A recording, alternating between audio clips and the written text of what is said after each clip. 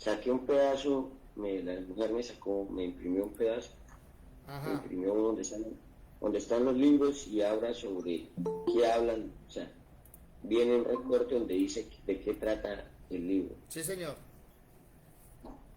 Sí. Es importante aprenderse la sinopsis de cada libro. La Entenderlo. sinopsis. Sí.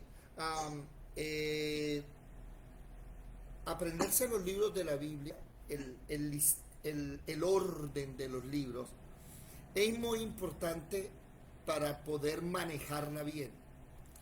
Como la Biblia es una espada, ¿verdad? La Biblia en eh, Efesios capítulo 6, ¿cierto? Efesios capítulo 6, versículo, Efesios 6, a ver, el versículo 17 dice que la espada del Espíritu, con E mayúscula, el Espíritu Santo, es la palabra de Dios, la Biblia. Oído, la Biblia no es nuestra espada. La Biblia es la espada que el Espíritu Santo utiliza. Y como Él vive en nosotros, nosotros somos instrumento para Él. Él puede usar la Biblia en nuestra vida para poder llevar el Evangelio y la salvación, el perdón, la sanidad, todos los beneficios.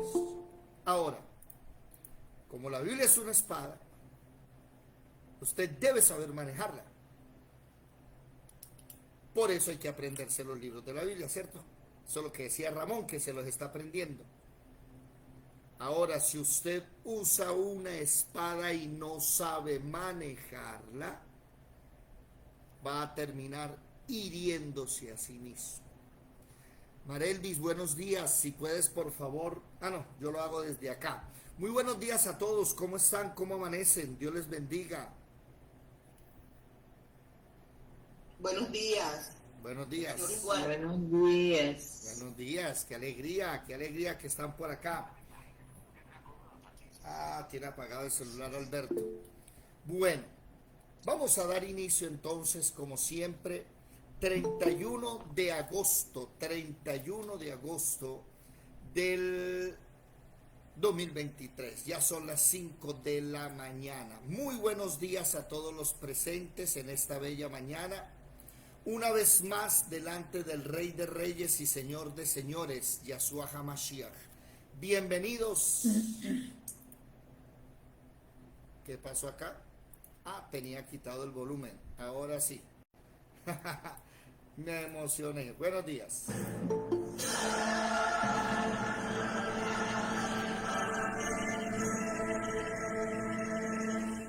Mirad que nadie os engañe. Muchos vendrán en mi nombre diciendo, soy el Cristo, y engañarán a muchos.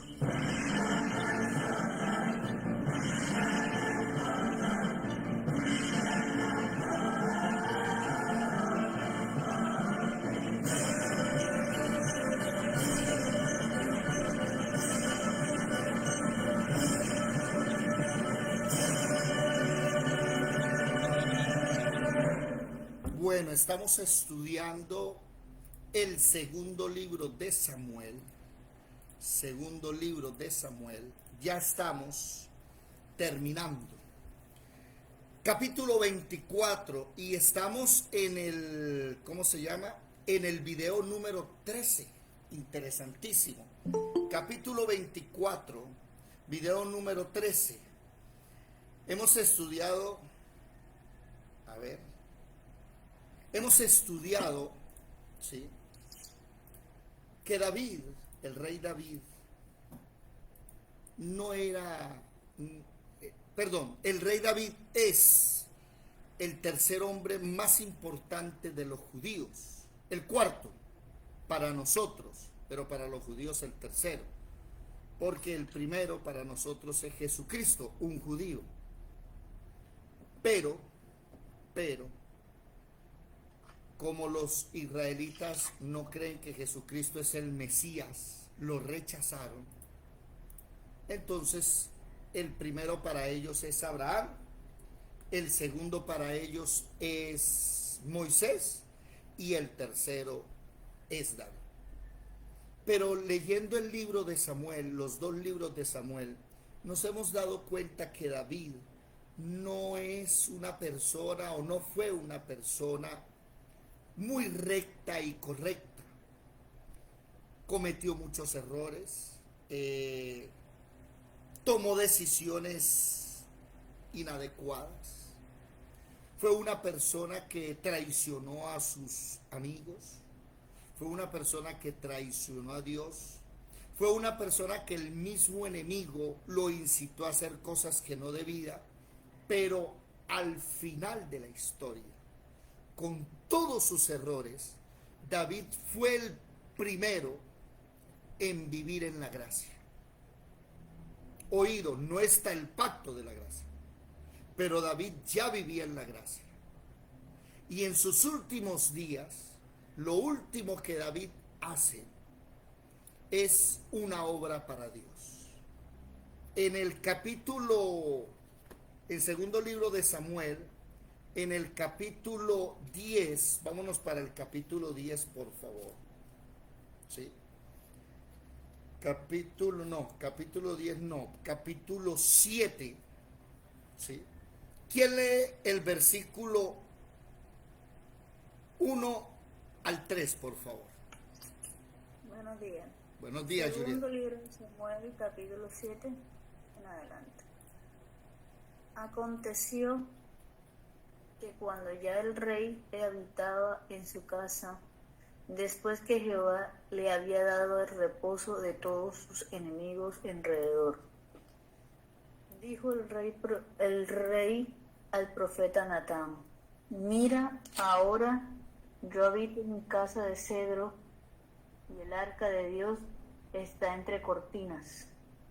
Y Natán le dijo al rey: anda y haz todo lo que esté en tu corazón, porque Jehová está contigo. ¿Qué había en el corazón de David? Usted lee todo el capítulo y se va a dar cuenta que en el corazón de David estaba el deseo de hacerle una casa a Dios, una casa donde habitara el arca, ¿verdad? Y enseguida en el versículo 5, ¿qué dice Juliet, por favor? Y 6. Ve y di a mi siervo David: así ha dicho Jehová, tú me has de edificar casa en que yo more. Ciertamente no me habitaba en casa desde el día en que saqué a los hijos de Israel de Egipto hasta hoy, sino que he andado en tienda y en tabernáculo. Ok, hasta ahí. ¿Qué pasó? Dios nunca ha habitado en una casa. Y Hechos capítulo 7, versículo 48, ¿ya se lo aprendieron de memoria?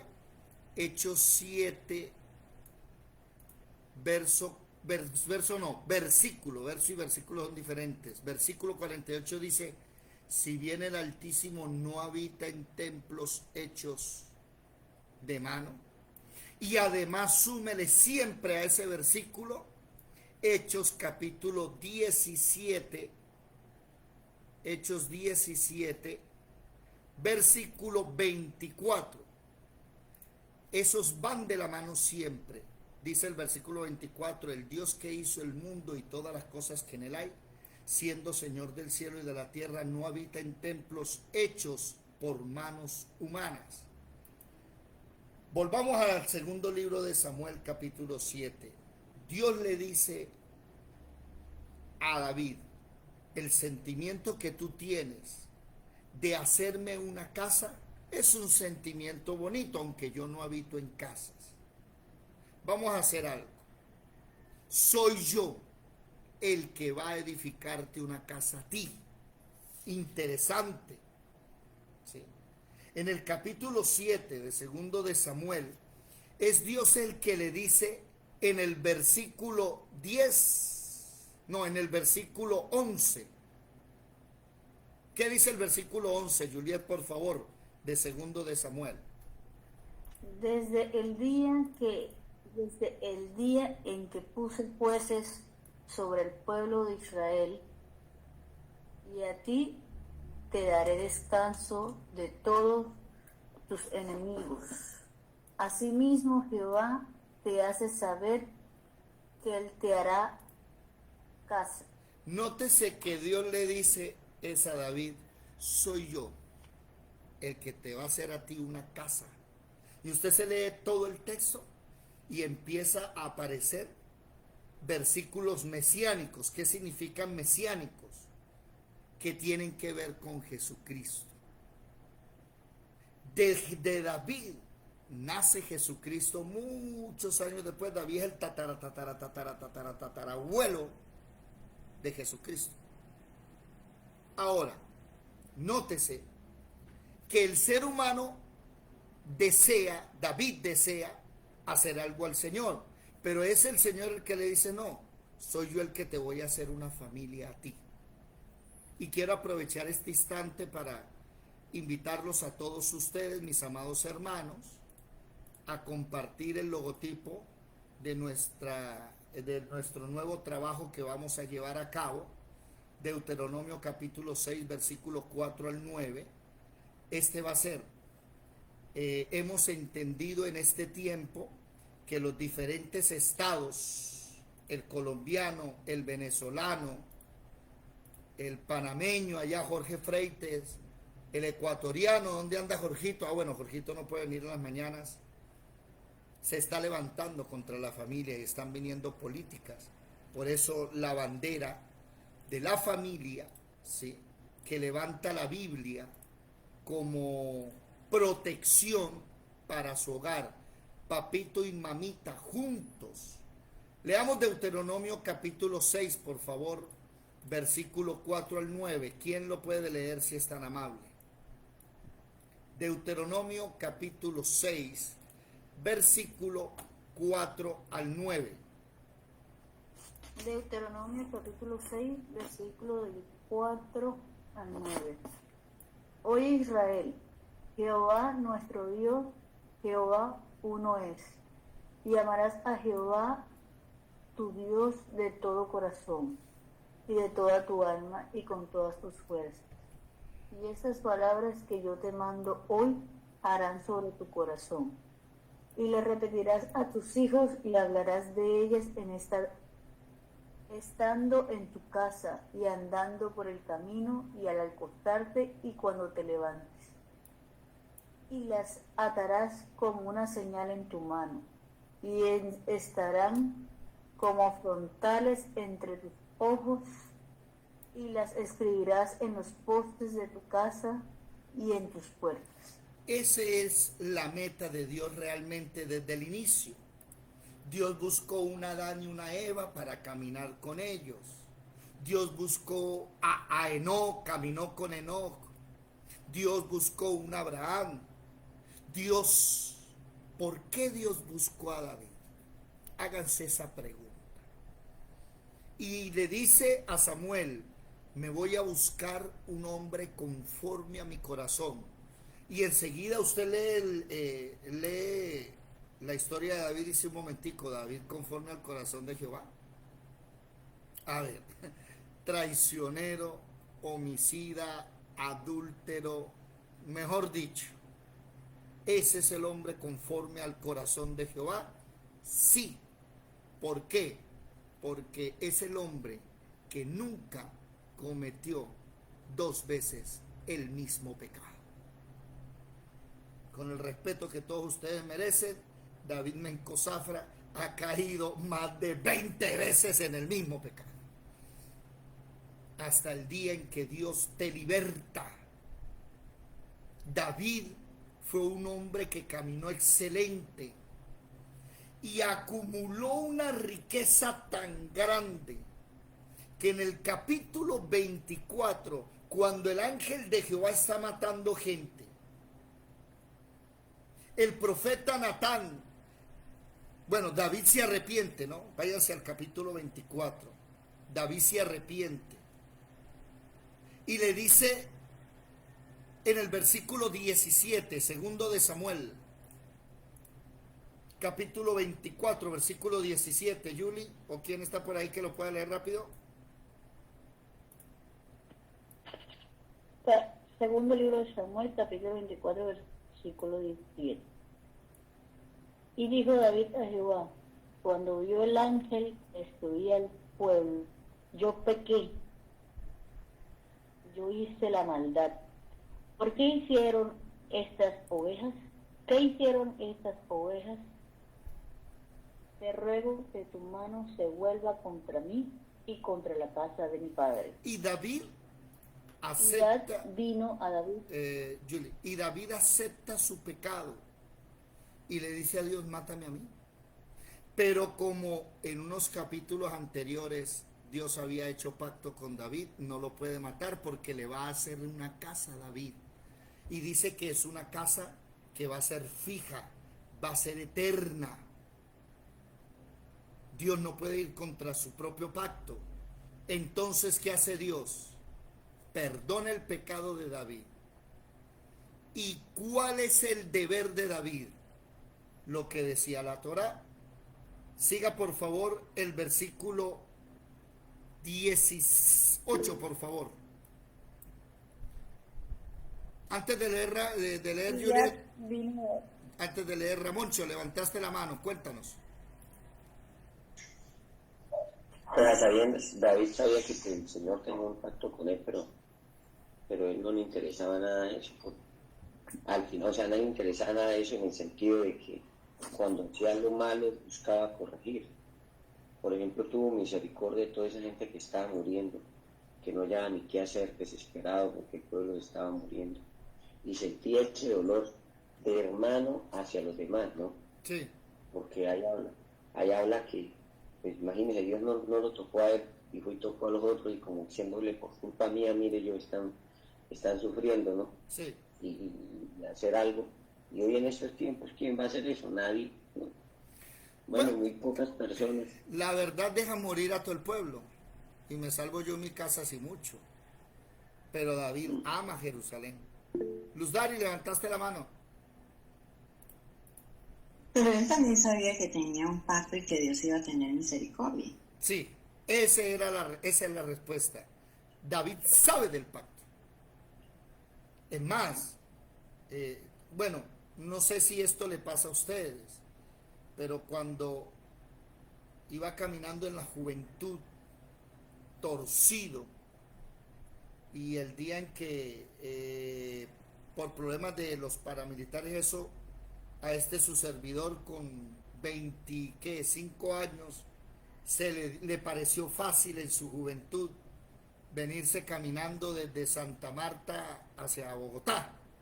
Entonces me fui con dos, una chica y un chico, pero el chico tenía una pinta de hippie y de marihuanero impresionante. A mí nunca me gustaron las drogas, gracias al Señor me cuidó de las drogas.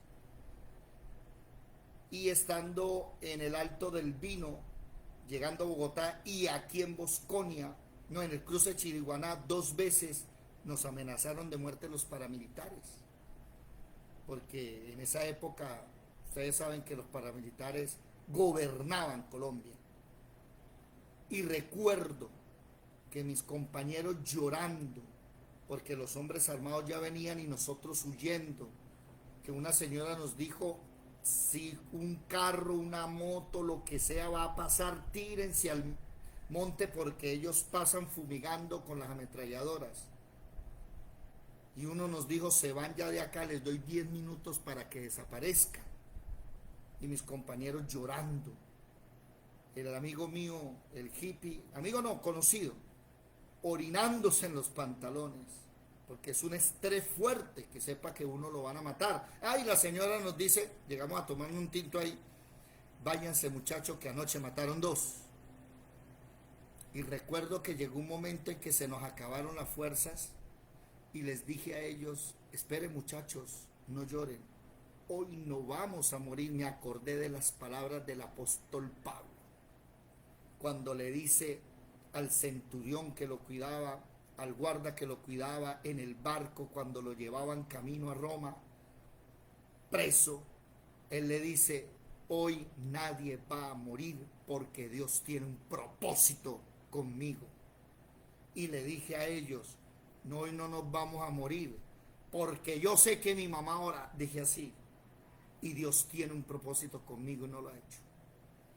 Y 2 veces nos salvamos en cuestión de 3 días que duró el viaje. Un error que no debió cometerse. Ya le doy la palabra. Y yo sabía que había un pacto, yo sabía. Pareciese abusivo, ¿verdad? Pero está ese pacto. Y hay que echarle mano a ese pacto. Luz Dari. Eso lo salvó. Eso lo salvó porque resulta y pasa que en un momento de esos tan cruciales, uno nunca se acuerda de las promesas de Dios, porque el miedo lo invade, porque se deja congestionar de toda la situación. Pero en ese momento usted se acordó de que Dios salvaba, y eso es lo que vale. Porque no, le digo que cualquiera en su canto se fuera puesto a llorar y fuera acompañado a los compañeros también. Pero es acordarse uno de la promesa que Dios le ha dado. Y Dios empieza a actuar. Y en cierta manera, ¿recuerdan ustedes en el capítulo 12, váyanse al capítulo 12, que David se aprovecha de la ausencia de un hombre en su hogar, en el capítulo 11 con Betsabé, y manda a matar al marido de ella porque como embarazó a la mujer, que quería quedarse callado, y como ella estaba viuda se la llevó para su casa? Y en el capítulo 12 Natán lo amonesta, y en el capítulo 12 versículo 9 viene el primer castigo, versículo 11 viene, en versículo 10 viene el primer castigo, versículo 2 viene el segundo castigo, versículo 12, versículo 10, primer castigo, versículo 11, segundo castigo, versículo 12, tercer castigo, versículo 14, cuarto castigo.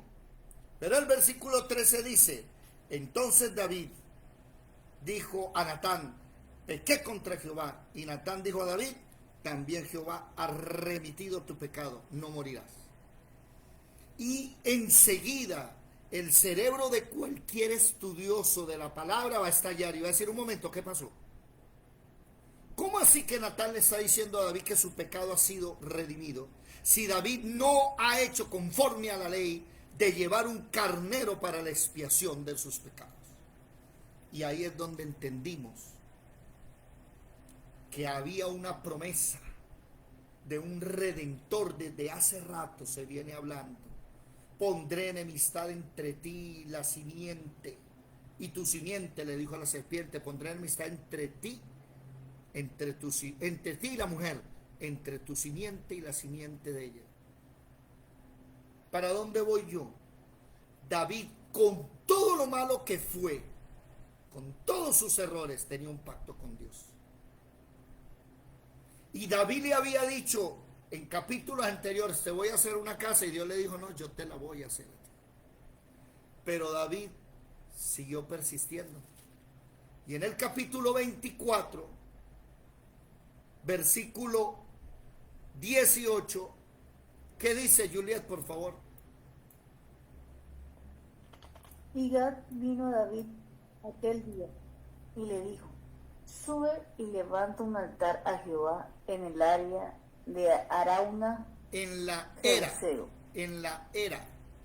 De Arauna, Arauna. Jebuseo. La palabra era es una medida como si fuera un acre, o hoy se mide como una hectárea, entonces una era. Oído, David sabe, no como oído, es que aquí hay algo que me estalla a la cabeza y por eso es que no me he podido ir. No he podido terminar este libro y llevamos 13 videos de este capítulo. A ver, utilicemos el cerebro. Buenos días, Edilia, Olfa, Lisset, Edelmira, Marle, Willington, Marelvis. ¿Están por ahí o no? Prendan las cámaras. por favor. Buenos días, hermanos. Vamos a utilizar el cerebro. ¿Cómo se refieren, hermanos? Amén. Vamos a utilizar el cerebro. David en el capítulo 11 pecó. En el 12 Dios le llamó la atención.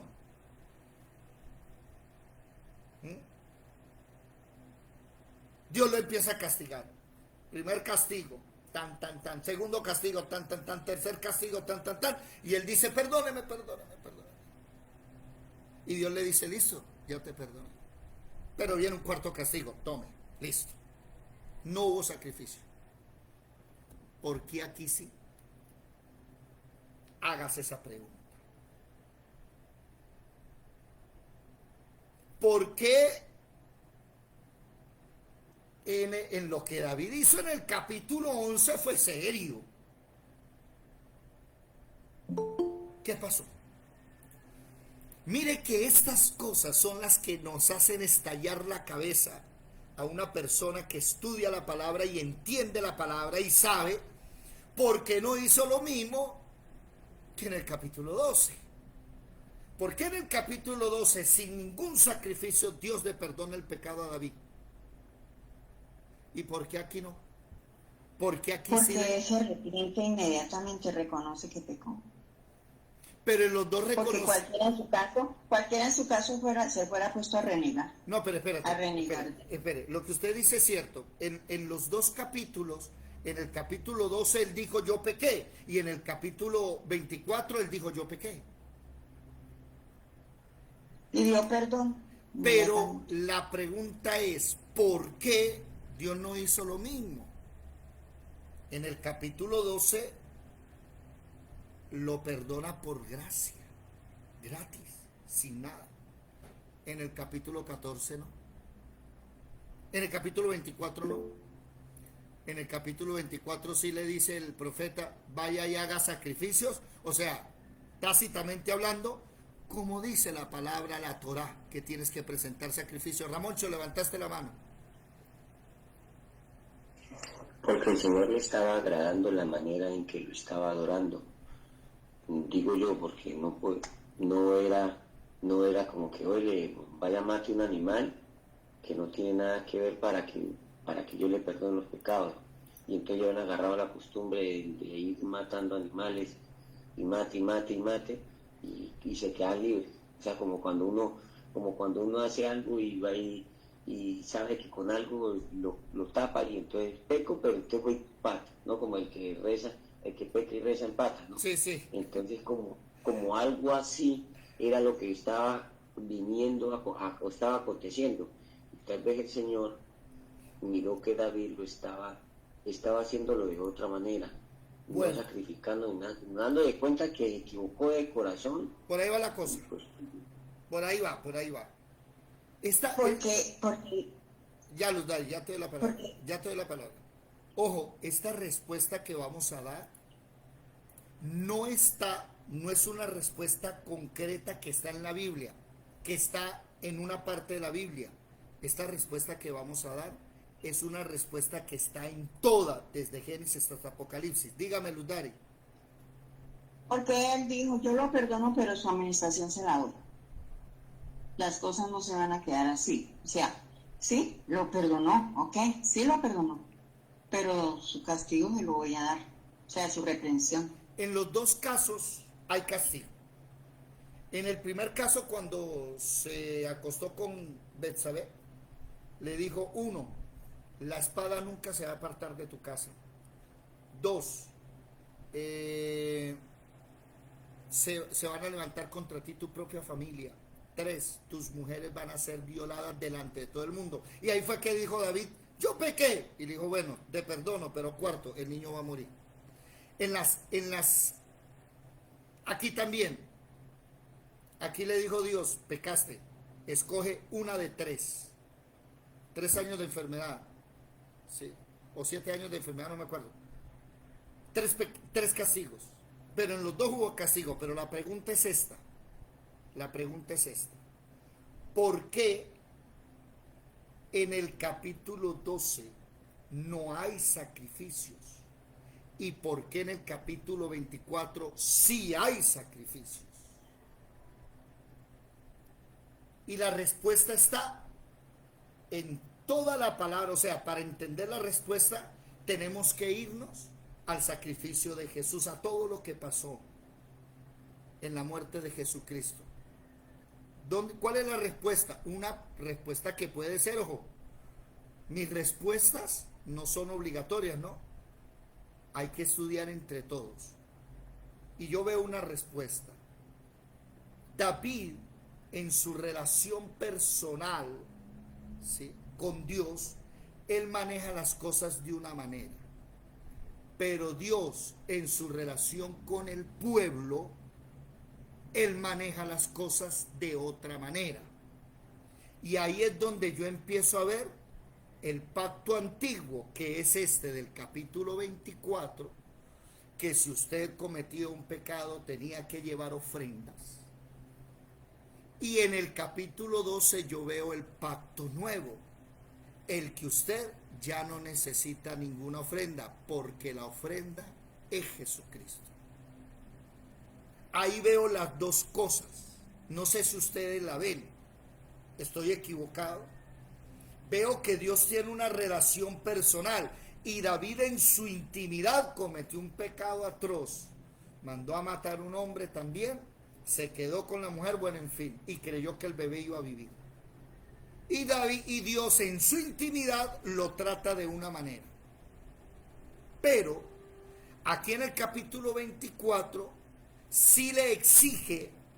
¿Por qué? Porque el problema no es solo con David, es que David había hecho un censo, involucró a todo Israel en el pecado. ¿Me estoy dando a entender?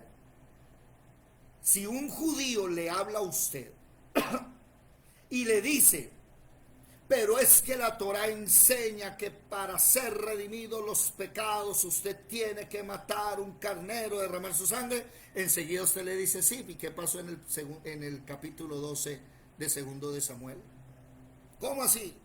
Muéstreme cuál carnero derramó su sangre para vivir nosotros hoy en la ley. Ah, no. No hubo muerte de carnero. Ah, esa es la gracia. Entonces dígame, ¿quién pagó la deuda de David? ¿Quién paga la deuda de él? Pues el mismo Señor que lo perdonó y lo rescató. ¿Me estoy haciendo entender? Por eso David mira a Arauna y le dice en el versículo 20, ¿sí? ¿Qué dice Juliet, por favor? Versículo 20. Versículo 20. 19. En el 18 el profeta le dice, vaya y suba y levanta un altar. Es Dios el que le dice, en la era de Arauna Jebuseo. Hace 3 clases estudiamos que ese Arauna viene de un pueblo maldito, de un pueblo que tiene que morir, pero que había hallado gracia delante de David, porque David aprendió misericordia, así como hubo misericordia de él. ¿Qué dice? Versículo 19. Subió David conforme al dicho de Gad, según había mandado Jehová. Y Arauna miró y vio al rey y a sus siervos que venían hacia él. Saliendo entonces de Arauna, se inclinó delante de él. De Arauna. No, de Arauna no. Sí, saliendo entonces de Arauna, dice aquí. ¿De Arauna? Saliendo entonces Arauna, se inclinó. Es que espérate, Julie. Arauna es el nombre de la persona. Jebuseo es el nombre de la tribu de donde viene, de Jebús. Y la era es el lugar. Entonces por eso me llamó la atención, no sale de Arauna. Saliendo entonces Arauna, fue Arauna el que salió. ¿Y qué dice? Se inclinó delante del rey, rostro a tierra. Y Arauna dijo, ¿por qué vienes, mi señor el rey, a su siervo? Y David respondió, para comprar de ti la era, a fin de edificar un altar a Jehová, para que cese la mortandad del pueblo. Y Arauna dijo a David, tome y ofrezca mi señor el rey de lo que bien le pareciere. He aquí bueyes para el holocausto, y los trillos y los yugos de los bueyes para la leña. Todo esto, oh rey, Arauna lo da al rey. Luego dijo Arauna al rey, Jehová, tu Dios, te sea propicio. Y el rey dijo a Arauna, no, sino por precio te lo compraré, porque no ofreceré a Jehová mi Dios holocausto que no me cueste nada. Entonces David compró la era y los bueyes por 50 siclos de plata. Y edificó allí David un altar a Jehová y sacrificó holocaustos y ofrendas de paz. Jehová oyó las súplicas de la tierra y cesó la plaga en Israel. Y se acabó la mortandad porque 7,000 hombres habían muerto en 3 días por la peste. Y David ¿quién mandó a la era de Arauna a David? Fue Dios el que le dijo a Gad, dígale a David que quiero que vaya allá y me sacrifique allá. Y Arauna, que no es de Israel, sino de Jebuseo, o sea, descendiente de quién, ¿quién me lo recuerda? A ver, hace 2 clases atrás estudiamos eso. ¿Era descendiente de quién? Me van a hacer quedar mal y en vivo. Descendiente de Canaán. Perdóneme la expresión, lo voy a hablar en forma literaria, del maldito de Canaán, porque Canaán fue maldito por Noé, lo maldijo. Este Arauna, cuando ve a David, ¡ja!, me va a matar, y se inclinó enseguida y le dice, mi señor le dice, baja la cabeza, porque sabe que David tiene el derecho de matar, tiene el poder para matar, es el rey de Israel, esas tierras le pertenecen a Israel. David había sacado a los filisteos de esos lugares unos capítulos antes, por ahí en el capítulo 5, 6, 7, había tomado acción, que queda ahí pegado. Y eso es de David. Por eso Arauna le dice, no, mi señor, tranquilo, coja los bueyes. ¿Qué estaban haciendo los bueyes? ¿Quién me lo dice?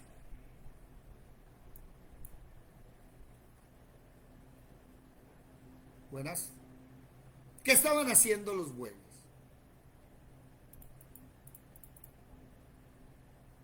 Buenos días. Respóndame, por favor.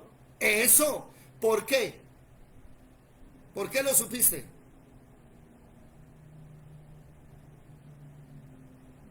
Señor, ¿Por qué lo supiste? que los bueyes están nadando, Sí. porque cuando David llegó, No. ahí dice que él, ¿no? No, ahí dice. Bueno, porque los bueyes se utilizan siempre para arar o para... Sí, cargar, bueno. o para... Sí, sí. Es que sabemos que estaban arando, es porque le dice, mire, los trillos y el yugo te sirven como madera. Tenían puestos los yugos. Arauna está trabajando y ve a David, le dice, ¿qué quiere? Y David le dice, voy a ofrecer holocausto a Jehová aquí. Y le dice, mira, ahí están los bueyes, ya tienen los trillos y tienen los yugos. Los yugos y el trillo te sirven de madera, quémelos. Eso es suyo. Y David, ¿qué le dice? Una respuesta importantísima que quiero enfatizar, porque es una respuesta que todos tenemos que aprender. ¿Alguien levantó la mano? Luz Dari. Ramoncho, ¿tiene la mano levantada? Bájala. ¿O la levantaste? Ya. Cuando habla de los trillos, es todo aquel residuo que queda del trigo, ¿no? ¿Sí es? No sé bien, porque creo que el trillo es la herramienta para trillar. Ahí sí tocaría mirar, pero no es importante ahorita, después lo miramos, para no salirnos del tema. Ojo, David dice, Y quiero hacer un paréntesis sin nombrar a nadie, pero quiero agradecerle a uno de ustedes por su deseo de sacar esto adelante, de ayudarnos. Gracias. Y ayer él colocó en el grupo una imagen, en la noche lo corrigió y lo colocó bien. Pero en la tarde colocó que si te sobra algo, ayuda con lo de la ofrenda para el internet. Y en la noche lo corrigió, quitó él si te sobra de lo que tiene. O sea, comprendió por esta palabra que estamos hablando que ¿qué dice David? David dice, no daré, ¿sí?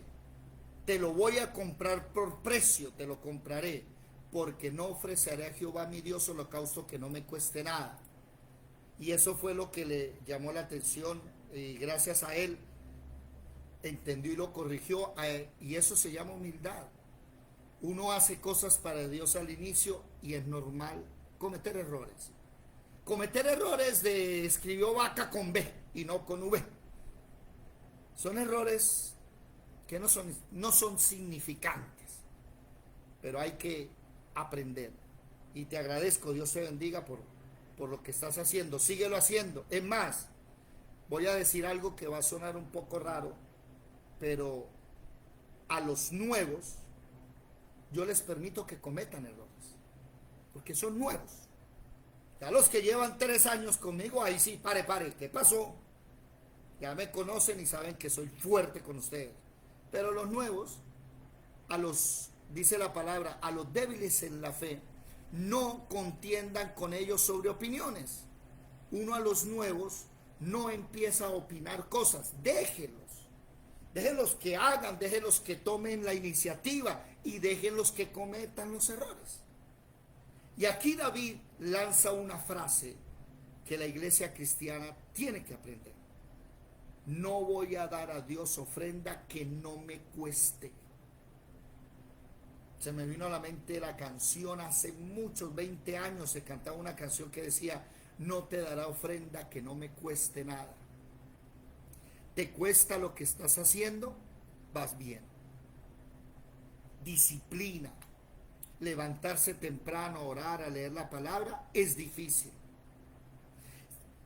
¿Qué es lo más difícil del cristiano? Alberto, levantaste la mano. Profe, buenos días. Buenos días. Tengo una pregunta. Ahí voy yo, con la pregunta pringamosera. Si se trata de hacer sacrificio que cueste, el ayuno debe ser meramente de comida o debe ser ayuno de lo que me cueste. Bueno, el ayuno no es un sacrificio. Comience por ahí. Isaías capítulo 58, váyase para allá. Isaías capítulo 58, versículo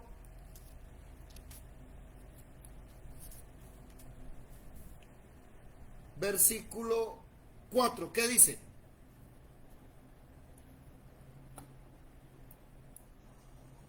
...58:4 dice... He aquí que para contiendas y debate ayunáis... ...y para herir con el puño inicuamente... No ayunéis como hoy...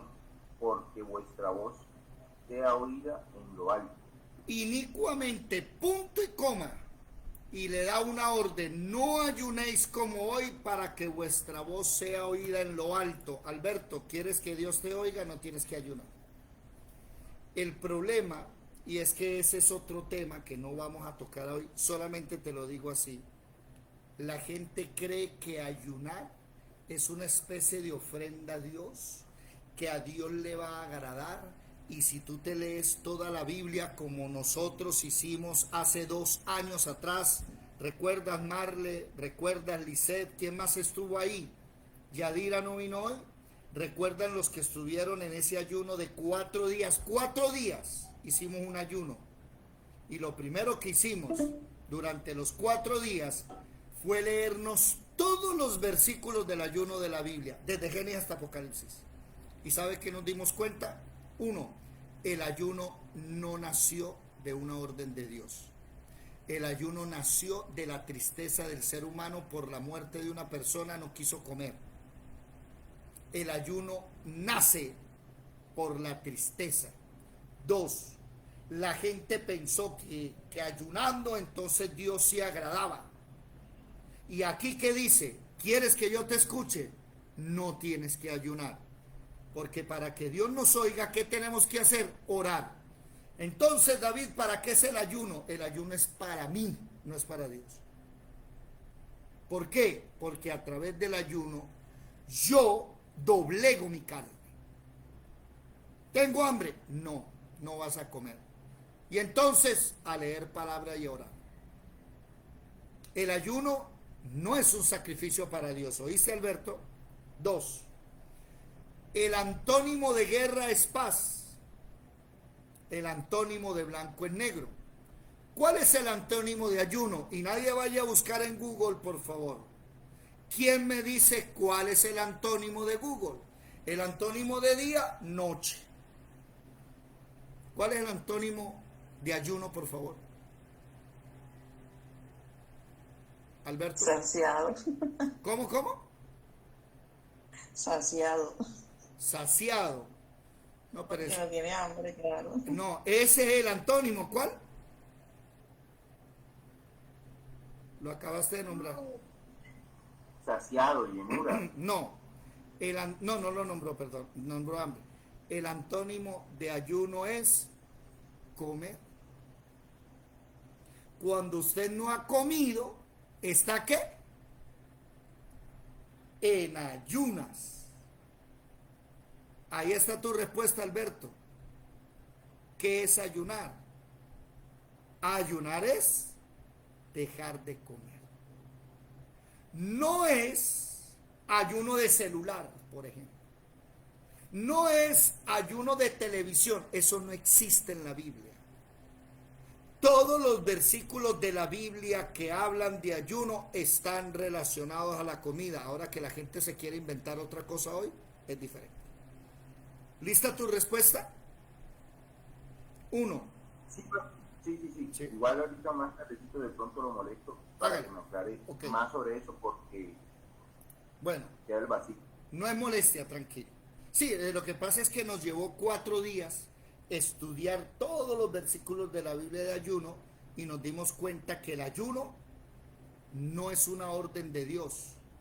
La primera vez que Dios habla del ayuno en la Biblia es en Isaías 58.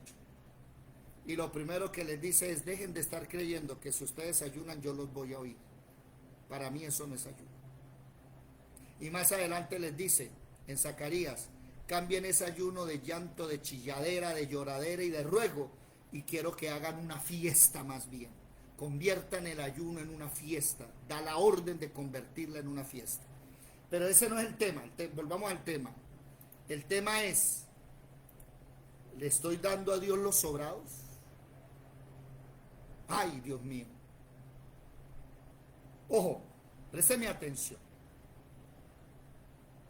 Lo que es la ofrenda, la primicia, el diezmo, que son 3 cosas diferentes, ¿sí? Es porque tú quieres mostrarle el agradecimiento a Dios. Ojo con esto. Si tú le das a Dios, no es para que Dios te dé. Váyaselo aprendiendo de una vez porque están manipulando a la gente diciéndole, Alberto, ¿quieres que tu negocio crezca así? Da el diezmo para que tu negocio crezca. Mentira. Falso. Lo están engañando, lo están manipulando. Vamos a hablar del diezmo, vamos a hablar de la ofrenda. Si tienen preguntas, hagan. Vamos a hablar de la primicia. Si tú quieres que Dios te dé más, el diezmo no es para eso. El diezmo, Levítico capítulo 31, por favor, váyanse para allá. Levítico 31. Y alguien que lea, por favor, Levítico 31, dije yo. No, 27. Yo dije que 31. 31 no hay. 27:30. ¿Quién lo lee, por favor? Levítico 27:30. Ya mi amiga se me fue porque debe estar con la niña ya arreglándola. ¿Alguien que le ayude, por favor? Levítico 27:30. Y el diezmo de la tierra, así de la simiente de la tierra como del fruto de los árboles de Jehová es cosa dedicada a Jehová. Un momento, ya sigues. ¿Eso de quién es? ¿De quién es el diezmo? Entonces, ¿cómo tú me vas a decir a mí que me vas a devolver algo mío para que yo te dé más? Eso no es así. Si tú vienes a mi casa y yo te doy un vaso de agua insignificante, un vaso de agua que cuesta nada y no se le niega a nadie, tú no te llevas el vaso, porque el vaso no es tuyo, tú devuelves el vaso. Pero cuando tú me devuelves el vaso, con el hecho de devolver el vaso no me estás diciendo deme más. Tienes que abrir la boca y decirme quiero más, me regala más. Ah, bueno. Pero el hecho de devolver el vaso es que el vaso le pertenece. El diezmo no es para que Dios te dé más.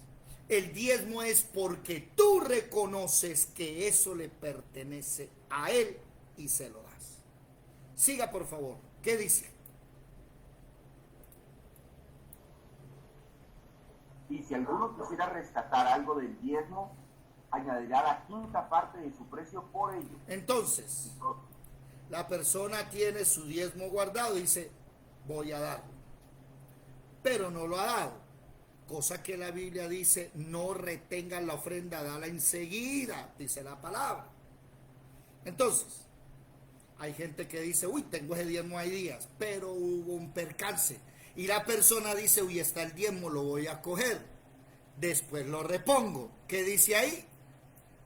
Añadirá la quinta parte de su precio por ello. O sea, tiene que, digamos, sacó $1. Sacó 100 pesos. Y los va a reponer, repone los 100, pero pone 20 más, la quinta parte. O sea, 20% de interés al préstamo espiritual. Interesante, ¿no? Siga leyendo, ¿qué dice? 32, perdón. Y todo diezmo de vacas o de ovejas, de todo lo que pasa bajo la vara, el diezmo será consagrado a Jehová. Siga. No mirará si es bueno o malo, ni le cambiará. Si lo cambiare, tanto él como el que se dio en cambio. Serán cosas sagradas, no podrán ser rescatadas. O sea, eso de que hay gente que dice, ay, pero 50,000 pesos, ay, pero 20,000, eso es muy poquito, yo voy a dar más. No, de lo que es, poco o mucho es de él, de lo que tiene que dar. El diezmo no es para que Dios te dé más. Bíblicamente, para que Dios te dé más, son las primicias y las ofrendas. Entre más el diezmo, tienes que darlo, eso es obligatorio, o sea, eso hace parte. ¿Sí? Pero la ofrenda y la primicia, ¿dónde es que dice Proverbios 9? Váyanse para Proverbios 9. Proverbios capítulo 9.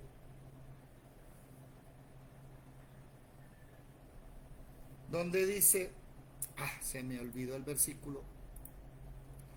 Honra a Jehová con las primicias. Honra a Jehová con tus bienes y con las primicias. Versículo 9. Capítulo 3, versículo 9. Sí. Léelo, por favor. ¿Qué dice? Capítulo 3 de Proverbios, versículo 9. Voy. Está cargando la página. Honra a Jehová con tus bienes y con las primicias de todos tus frutos, y serán llenos tus graneros con abundancia, y tus lagares rebosarán de mosto. Entonces, la ofrenda y la primicia, oído. La primicia, oído a esto y no se dejen engañar. La primicia no la dan los asalariados. Si usted es empleado, no debe dar primicia. ¿Por qué? Porque la primicia es de los frutos, de las vacas, de las ovejas, de la cosecha. La primicia era una fiesta. Es hoy día una fiesta en Israel. Hasta hoy la hacen. Y lo que sacan el primer día, cosechan, lo que alcanzan a cosechar el primer día, se lo llevan a Dios. La primera cosecha, si usted compra una hectárea, la primera cosecha es de Dios. Y si usted es un empleado, usted no tiene primicias. ¿Por qué? Porque usted le están pagando el sueldo. Eso no es una primicia, eso es que usted trabajó y se lo deben. Eso es algo que le deben a usted. Hay gente que le están engañando en las iglesias, están llevando el sueldo en enero.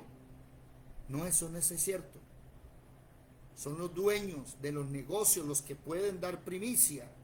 Los dueños de empresas, los dueños de tierra, pueden llevar. Luz Dari, levantaste la mano. Sí, señor, que es cierto que el diezmo en el Nuevo Testamento fue modificado. ¿En qué sentido fue modificado? Cuéntame, ¿qué dice?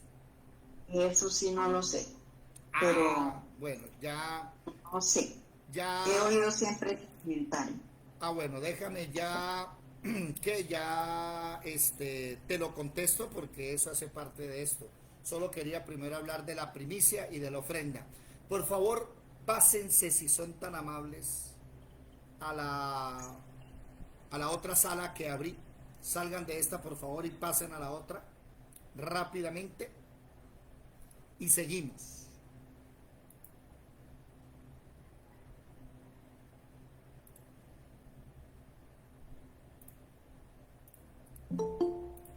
Ok. Hola Edilia, ¿cómo vas? Buenos días, ¿cómo amanecieron? Bien, y su merced, ¿cómo ha estado? Cuénteme. Oiga, me tiene olvidado, ¿no? No hemos vuelto a charlar. Yo siempre lo recuerdo todos los días. Sí, pero una llamadita, regáleme un tiempito para charlar.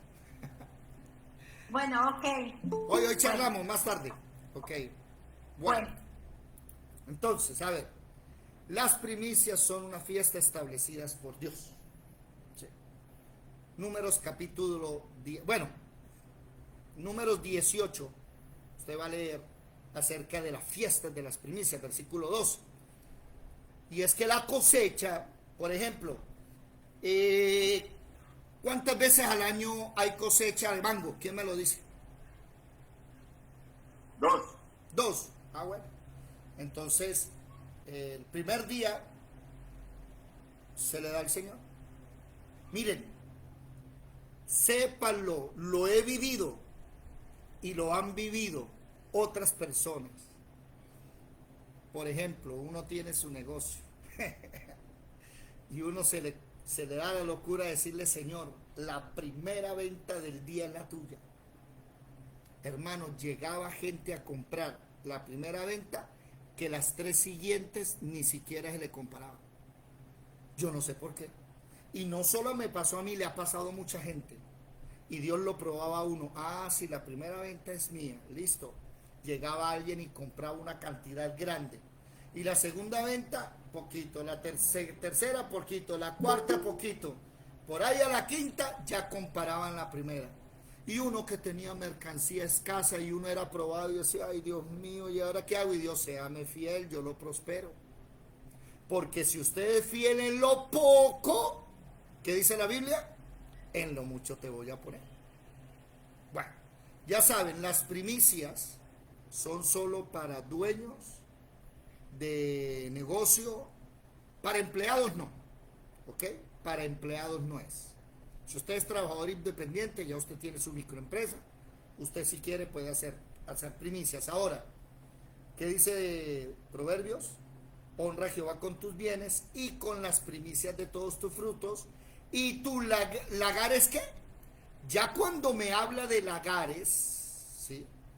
Me está hablando de que tiene cosecha de uvas y van a rebosar de mosto.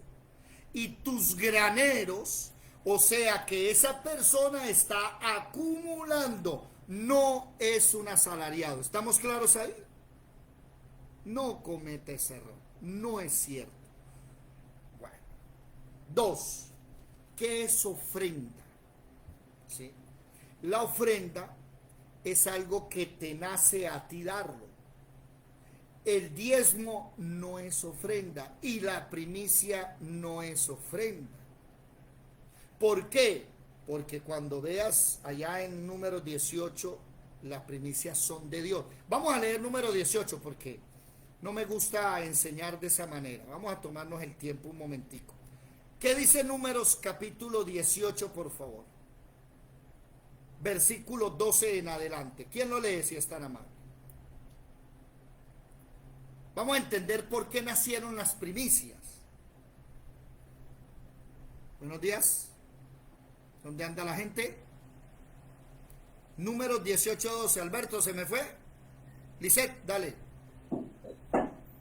No, referida sí que estoy aquí, pero en el momento no puedo leer. Tranquila, no te afanes. ¿Quién puede leer? Luzari, Marelvis. Me estoy arreglando, profe, pero venga, yo le ayudo. ¿Números qué? Mijo, usted ya no tiene arreglo, quédese así, tranquilo. No, tranquilo, no, sígase arreglando y escuche, fresco, siga haciendo lo que está haciendo, que estoy larguito. Ojo, de aceite, de mosto y de trigo, todo lo más escogido, las primicias de ellos que presentarán a Jehová, para ti las he dado. Las primicias de todas las cosas de la tierra de ellos, las cuales traerán a Jehová, serán tuyas. Todo lo limpio en tu casa comerán de ellos. Le está hablando a los levitas, para que ellos puedan comer. ¿Qué dice el título de Números 18, por favor? ¿Qué dice el título?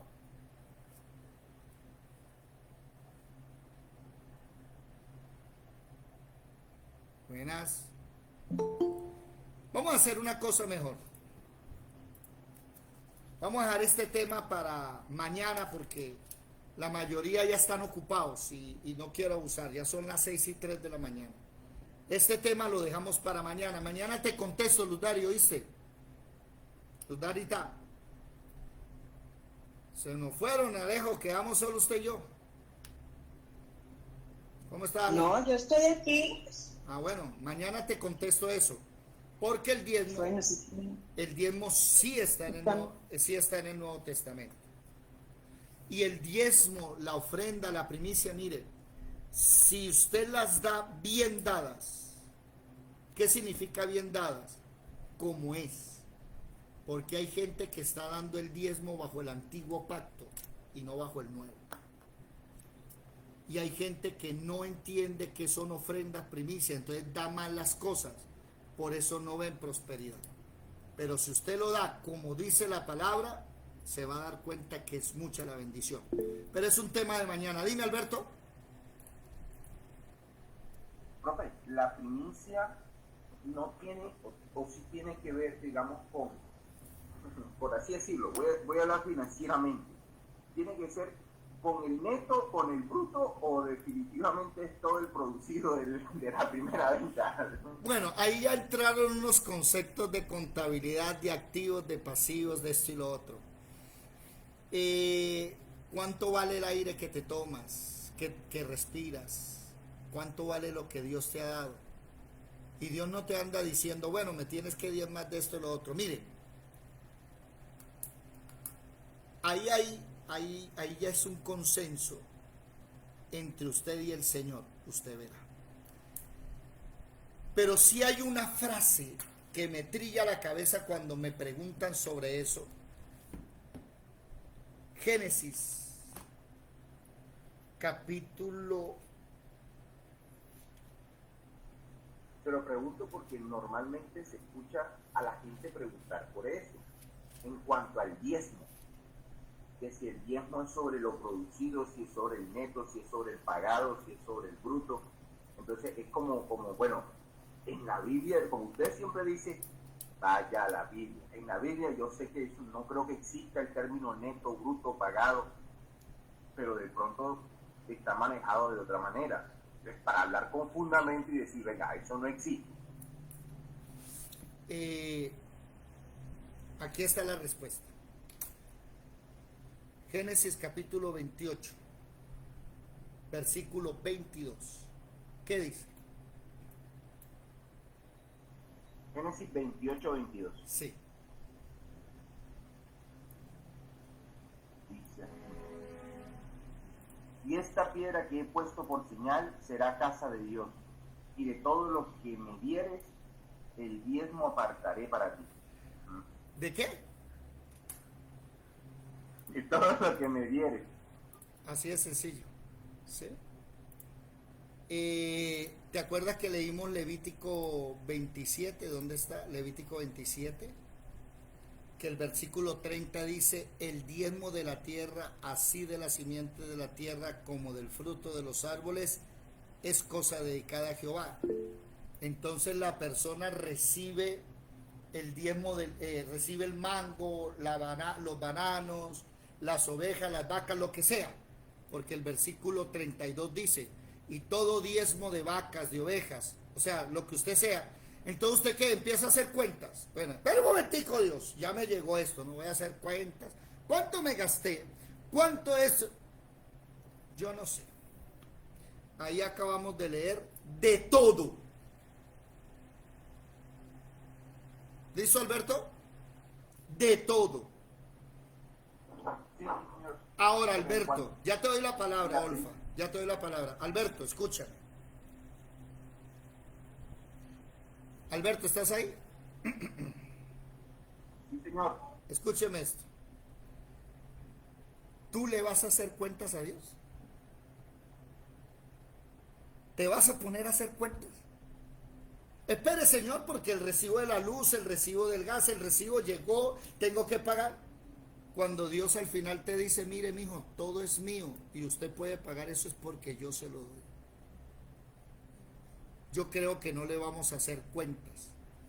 ¿Usted, alguno de ustedes le ha hecho cuentas a la mamá? Mamá, pero le presté 1 millón. ¿Y qué empieza la mamá? Yo te di la vida, págamela. Yo te di la vida, te cargué 9 meses, usted me va a cobrar 20 millones de pesos. Uno no le cobra a la mamá porque esa plata es de la... ¿sí? Entonces no sé hasta qué punto le vamos a hacer cuenta nosotros a Dios. Olfa, levantaste la mano. Sí, mi hermano, bueno, yo estuve leyendo sobre el diezmo en el Nuevo Testamento. Dice que ahora uno, o sea, no le pone precio al diezmo, sino que uno da por lo que Dios ya le dio. ¿Dónde lo leíste? Bueno, vamos a hablar de este tema. Los que se quedaron. Los que tienen que llevar a los niños y eso al colegio, tranquilo, hagan lo que tienen que hacer, pero vamos a grabar este tema, porque es que me lo preguntaron antes de ayer. Me dijeron: hermano, enséñanos del tema. Sí, Luz Dari, levantaste la mano. Es muy importante aclarar eso, porque hace poco yo conocí una señora que quedó viuda y ella tenía un gran almacén. Y bueno, en vida del Señor pues no sucedió eso, porque quizás él no diezmaba, yo no sé. Bueno, pero cuando la señora quedó viuda, sí quedó con el buen almacén, buen negocio, muy próspero y todo. Y pues los comentarios, porque tampoco yo estuve allá, ni fui testiga de eso, pero sí los comentarios, y uno veía así que la señora era como muy entregada a las cosas de Dios, y que allá iban a mucho a hacer culto al almacén. Y ella, pues dicen que quedó fue por eso, porque el negocio de traslado para la iglesia en diezmos. Entonces, pues uno no sabe, o sea, es bueno saber eso, porque muchas veces la gente se asusta y también comienza a actuar por emociones. Entonces, pues es bueno tener uno claro. Y lo que usted dice, ¿será que uno le saca cuentas a Dios? Pues no, pero sí de pronto uno no sabe hasta qué punto llega a caer en manos de un vivaracho por ahí que le meta buen susto y todo, y cuando menos acuerde, el negocio resultó en la iglesia. Sí, vamos a hablar de eso. Déjeme termino aquí una cosa, déjeme termino acá y voy a grabarlo aparte. Para los que están en Facebook, si quieren seguir, sigan ahí que vamos a volver a iniciar en Facebook.